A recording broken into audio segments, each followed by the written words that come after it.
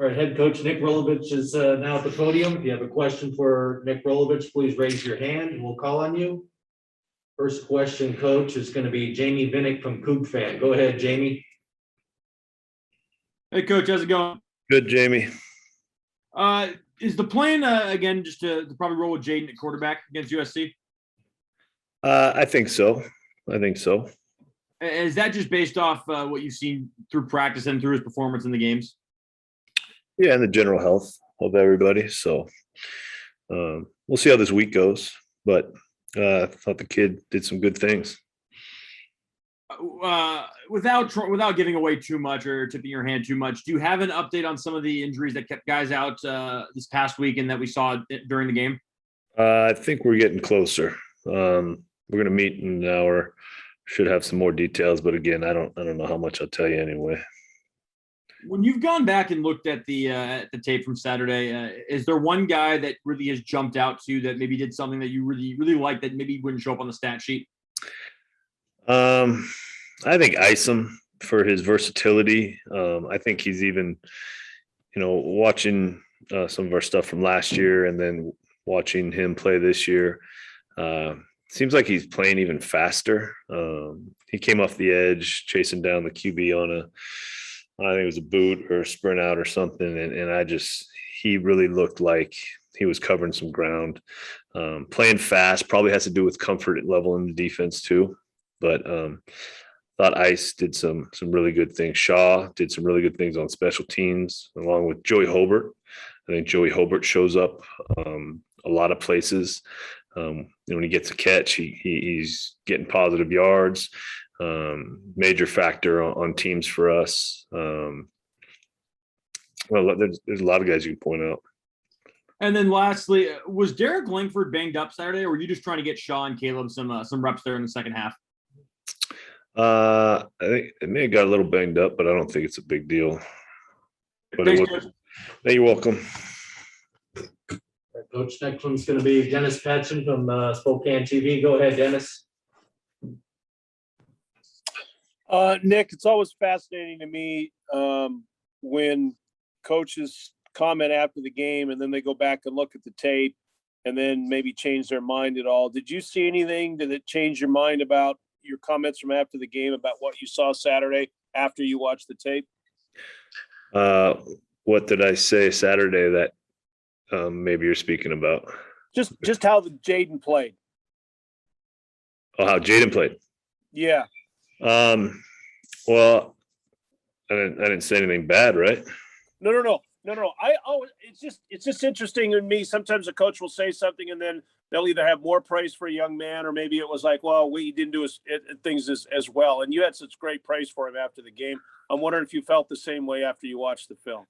Well, that's a fair question, and that's probably a good way to go through this game of football is to get the film, get your confirmation. But my feelings for Jaden were nothing that the film could have told us. It was his presence. It was how dialed in he was. Those types of things. I guess you could see a little bit off of film, but it was more of a feeling. So no, I still feel the same way. I think we missed some things. I think we left some stuff out there that he saw and some of the receivers saw. But that happens. We'd like to continue to get better. We did get better this game, and I think that's a good sign, and that's got to be the goal this week too. Nick, what was it clicking about your offense when you went up tempo on Saturday? Probably a combination of element of surprise, not a lot of thinking, just playing and reacting. I think that was probably something that played into our favor offensively. I think we did things that a lot of the base stuff for the offense that the guys felt comfortable with. After seeing a couple series of what they were doing, I think it was good to give them a heads up. Okay, we're going to start going fast. This is what we've been seeing. whatever each position group could coach and give them on the way onto the field. I think it was a combination of those things. Just one more question for you. Sure. Just you talked about you took out the pre-snap reads. Does that make it easier? Well, I didn't say that. I didn't say that. I said we didn't take out a lot of the pre-snap. I mean, I think those are terms that can get a little bit twisted around. It's more. Go ahead with your question, though. I'm sorry. I was just going to say when you kind of, I don't want to say simplify, that might be the wrong word, but when you go back to basics for a younger quarterback, does that make it easier on a young quarterback when he doesn't have to think as much, like you said, just go and play? I think in this case, Jaden executed well in under those circumstances. Things he was probably very confident in, but yeah, I'm sure more often than not that could be a true statement. Thank you. You're welcome. Coach, next one's going to be Colton Clark, spokesman review. Go ahead, Colton. Hey, Coach, how's it going? Hi, Colton. So with USC, I know their offense will present some challenges. What's kind of the toughest matchup for those guys each week? Is it that air it out approach and just kind of the general size of their receiving core? I think more than size, the talent of the receiving core. I think there's a lot of guys that can make plays. A lot of good, just good wide receiver skill sets. Even with combine that with obviously Drake London is a fabulous player, but there's good receiver skill set that those guys possess, and they show in games. I think Drake gets a lot of tough yards for a longer linear player. I think that translates to some definite competitiveness in how he plays the game. But I think there's 16 made a great play. Showed some great hands. They've got multiple tight ends they can get in the game. And the QB, what year is he? Is he gone yet?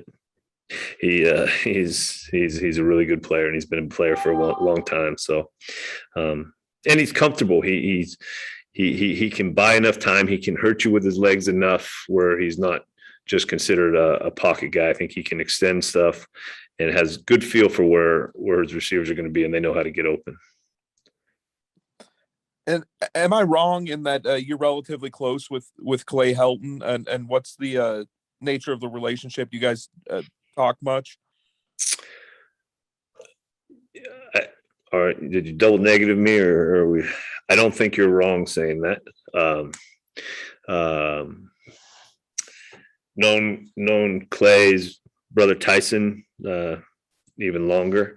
Met their dad, coaching family. Good person, has checked in, has welcomed me when I got in the conference. General. I think it would be a relationship that's maybe stronger than just head coach to head coach. And on last week, I'm wondering, was there a position group that you saw, kind of key improvements, best improvements from week 1 to week 2? I think the O-line had a much better day. I think, trying to think, really good to see some of the young guys on defense get in and play. Francisco, Coop got in there. Jaden Hicks got in there. And Edson is just an incredible. I can't imagine what he will be like as a senior if he keeps up this effort. That's 2 games in a row. He's around the ball, gets a fumble recovery, but just pay attention when he's in the game, how he approaches the play and finishes the play. And I don't think it's a surprise to anybody on the staff or the team that he finds himself around the ball because he does it every day in practice. He's a really good one for young football players to watch, just how hard he plays and how important it is to him. It's awesome. Yeah, and I guess just to follow up on Edson, early on when he first got there, was that something that just his work ethic, was that something that just set him apart immediately? Yeah, it didn't need to get primed or, hit the choke. He came in, that's how he plays the game, that's how he lives. It's just, and I know maybe it's not great for headlines or whatever, but it's really important to him. And that doesn't, it's consistently that at that level. So he's getting better and better every day, which is all of our jobs. Thank you. You're welcome. All right, Coach, next one's going to be Brenna Green from Spokane TV. Go ahead, Brenna. Hi, Coach. Hi, Brenna. First of all, last week when you were talking about Portland State coming up, you mentioned that, because you guys lost the week before, something along the lines so that you guys were like a wounded animal, and that if you were Portland State, the message to the team would be, let's go up to Pullman and finish them off. Is that a message that you're sending to the team this week about USC, considering what happened to them on Saturday? I mean, I think that's a fair question. I don't know that we should take any kind of different approach after the way we opened that game last year. I think concentrating on us getting better, fixing the mistakes is going to be more of the message. It's hard to lose football games. It's hard to lose football games. Maybe on paper, you're not supposed to lose. But like what we talked about, Clay, and that's the guys on that staff, they're going to have those guys ready to come up and play. They're going to want to get the bad taste out of their mouth. They're going to want to get right. But if we just concentrate on what we're going to do and how we can get better, and not let some of the outside noise kind of get, I'm not sure we're, I think we're better when we kind of just zero in. I thought we acted better on the football field, better this week than we did the week before, just in general football etiquette. And I think this team is kind of responds better that way, in my opinion. I'm sorry, I have to ask this right now. Clay Helton just got fired. Oh, he did. Yeah. What is your reaction to that? Wow. It's definitely a crazy business we're in, especially as of late. Did some great things for that place. I know he cares about the kids. He's still my friend, and I wish him the best in his next part of his journey. That's never happened to me before. Me neither. Yeah. Well, what else you got, Brendan? Give us some more. Yeah, Who's right? taking over? Who's taking over? What are we doing here? The AD just announced it on Twitter, so I haven't had any time to actually look through the statement that's been released here. Okay.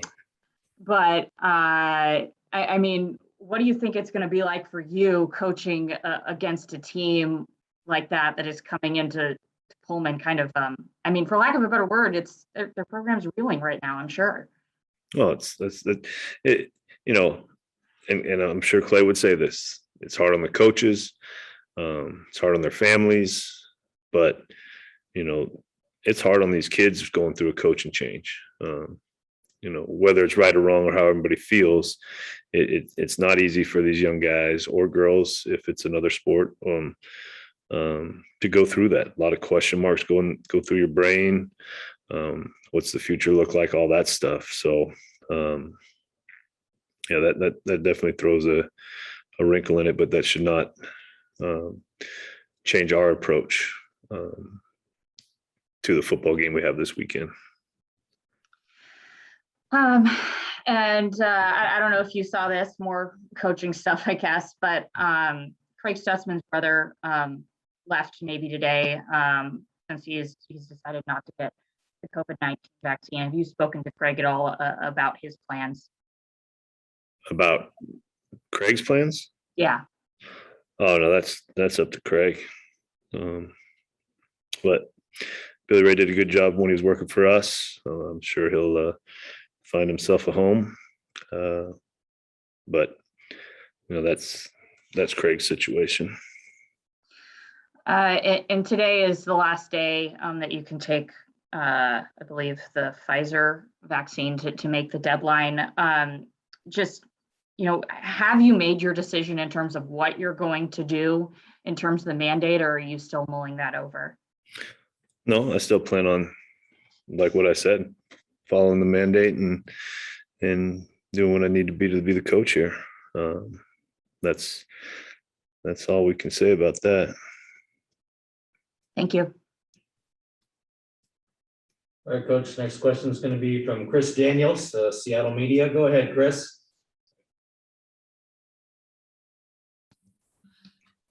Yeah, hi, Coach. Just to follow up Chris. what Brenna was saying, Dante Williams has been named the interim coach there at USC. Okay. But I also wanted to follow up on what Brenna just asked you about with vaccine mandates now in place for students, state employees, and fans. I know that you have said you plan on following the mandate, but have you received your shot or have you scheduled your shot? Yeah, I'm not going to talk about that, Chris. I understand what you guys are trying to get to, but are you seeking a religious or medical exemption? I'm not going to talk about that either, Chris. What's been your hesitation with talking about it more forthcoming? I don't know that it's all that positive to get deep into it with the media, the way it's going. So I'm just going to try to keep that to myself and concentrate on being a coach here. But I think you can understand that you're the highest paid state employee and that there are fans, teachers, and students that are upset about your stance on this and your lack of insight about why you haven't said that you've received the shot or not. How do you answer those people that are upset about your stance on this? I'm sorry. I don't know what else to say here. Well, there are people who have said that you should be suspended or terminated by Washington State University over your lack of a statement on this, on whether you're going to get a shot or not. Okay. I mean, there are people that are upset and would like some clarity from the highest paid employee in the state about whether they're going to get the shot or not. Okay. I understand that. So again, will you get your shot or have you scheduled your shot? I'm not going to answer that, Chris. And we're going to move forward with USC at this point. All right, thanks, Chris. Our next question is going to be from Jamie Vinnick, the Coug fan. Go ahead, Jamie. Hey, Coach, I just forgot to ask about this earlier. Just in watching the game last night, it seemed, and I could be wrong on this, that when you guys switched to more of the up-tempo offense, that the offensive linemen, it was more their assignment was to hit the guy in front of them rather than pull. Was that something that I was just making up with my eyes, or is that something you guys tried to focus on when you guys switched to that up-tempo offense? We can do a lot of stuff with the up-tempo. I don't think your eyes were lying to you in this game, but that doesn't. The up tempo doesn't limit what we can do in the run game. That was just what we decided that day. And then the other thing that just again that I picked up on from watching is that it seemed that on Calvin's first touchdown and on Travell's first touchdown, you guys you ran a route combo that had an outside receiver. I think it was Donovan on the first one, and I think Mitchell on the second one run a curl, and then we saw Calvin and Travell run a seam. And get open for the touchdown. Is that just kind of not one of the basic concepts, but one of the kind of the common concepts you guys would use in the run and shoot, and just maybe try to put an emphasis on it this week? You're trying to think. Calvin's first touchdown and Travell's, you're saying? Yeah, Travell's first touchdown. It seemed there was like a route combo in which the outside guy ran a curl and the inside guy ran a seam. And again, I could be off there. That's just what I'm not, that's what you see. That's what you see. It definitely, I'm just trying to think back. They were the exact same play. Could have been, it's been something that we've run in the past. something that we feel like our guys are good at. I'm not sure. What are the specifics of the question you'd like to know? I was just curious if that's like a combination route that you guys really try and kind of employ and utilize in the run and shoot, where the one guy kind of pulls the safety in short while the other guy goes deep. I think there's a bunch of concepts that do that, whether in zone trying to isolate 2-on-1 defender, putting people in conflict. I'm sure that I don't know that. I think one was zone, I believe the other one was man, but they adjust depending on what they're seeing. So if I believe they were the same play, I can't say that for certain right now. I'm trying to remember Calvin's. It was used in a different way though. Yes, it was. Great. Thanks, Coach. Good luck this week. You're welcome. All right, Coach, there aren't any more questions, so thanks for Okay. your time today. Thank you.